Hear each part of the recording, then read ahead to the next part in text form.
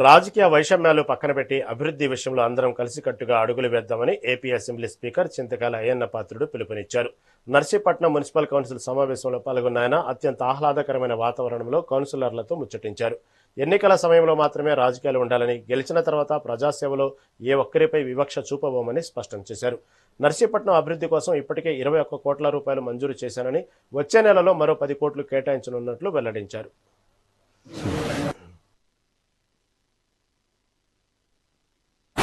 Development విషయంలో మాత్రం మీరు అనవసరంగా కాల్ చేయడానికి ప్రయత్నం చేయొద్దని సహకరించండి, అవకాశం సహకరించండి. 2 years టైం ఉంది.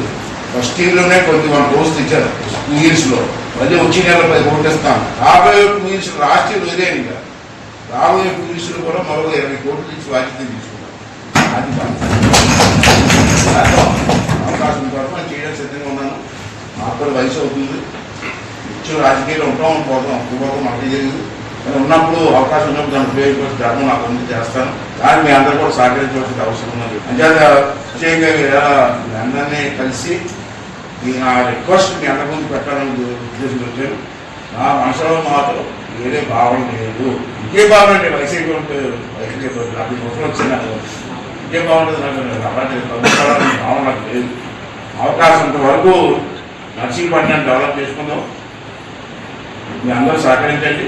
సహకరించమంటే వేరేగా అంటున్నారు. పార్టీకి సహకరించడం లేదు. నర్సీపట్నం డెవలప్మెంట్ ఆ పార్టీకి మీ సహకరించొద్దు. నేను మీ పార్టీకి సహకరించాను. ఇంతవరకు లేకపోతే మళ్ళీ ఇద్దరు ఆగిపోతున్నారు. 3 yearsలో నర్సీపట్నాన్ని ఎంతవరకు తీసుకెళ్ళాలో అంతవరకు తీసుకెళ్ళే నేను రిటైర్ అవుతాను. ఇది కూడా ఏం చెప్తానంటే అవకాశం వచ్చింది నాకు.